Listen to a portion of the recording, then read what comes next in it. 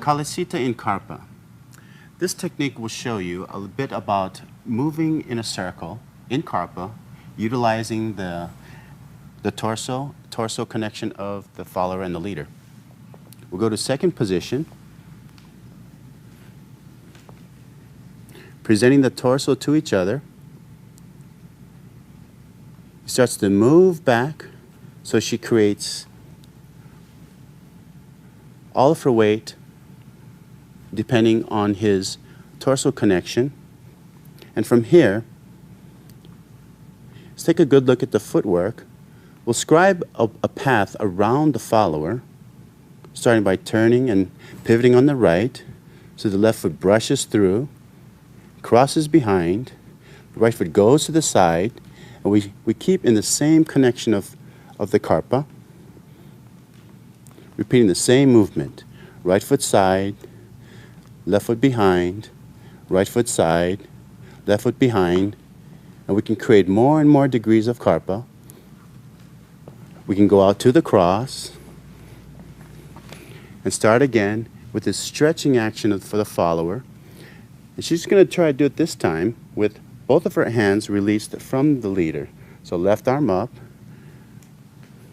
So you can see all the technique is done through the chest. I'm giving her a lifting action to make sure she doesn't slide. And we go to the cross. For this, I really have to feel the energy from the ball of the standing foot, the right foot, all the way up, opening the sternum and right up through the head. So with that energy completely lifting my own body, then it's much easier for George to balance me as we go around in this calicita. It's important for the leader not to lean forward or to try to compensate by leaning too much, but rather to present his chest,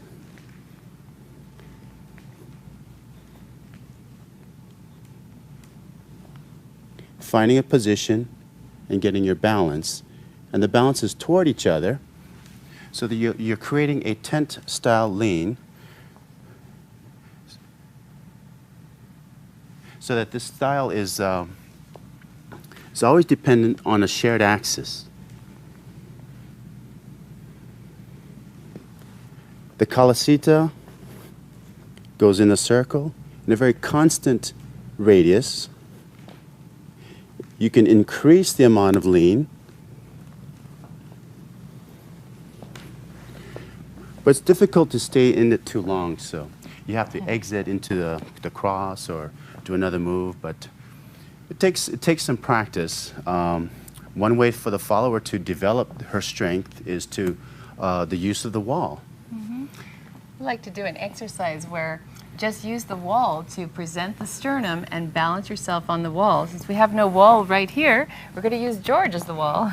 Okay. So what we could do is like to step side and up onto that position, position 2, and then presenting the sternum, rest yourself on that wall and free your arms. Practice pushing down through the ball of the right foot, using all the muscles, engaging all the muscles up through the body, stretching the legs, stretching, feeling the energy up through the top of the head, and practice like this on the wall. And when you like, you can move your feet a little bit further away from the wall, and you can get a deeper Carpa and get a feeling for that. People always ask, let me get off the wall here. People always ask, or the followers often ask, about the position of the back. Maybe we say something about that. Yes. If you present the sternum to the partner, you'll have the ideal position for the arch of the back. The arch is not forced, but rather from an opening of the sternum, you get the center of the torso. Let's see, we'll go to second position. And if you can see the curve of her back, it shows the ideal position. If she were to roll her chest forward on the chest, you'll see that the arch changes, and if she goes too low with the stomach, that may hurt as well. So from the sternum, you have the ideal position of pressure to the partner with the ideal shape and form of the arch. It's very elegant. And really the only place that the line is broken is really right here, not at the waistline or down here at the lower back, but up here at the top of the back. So if I'm standing straight, everything's in line, but as I present my sternum, we're breaking a little bit there. And you notice it's directly directly back of the sternum. And actually it looks even a little bit different as I'm actually leaning. So it's a very soft and gentle position. It's really comfortable. It should create no additional stress on the lower back. The gentleman's arm should be just at that arch to create the ideal contact. The contact toward him and the contact on the other side. This creates a much better technique and ease in doing the Carpa and dancing the Calicita. Let's show you to some music.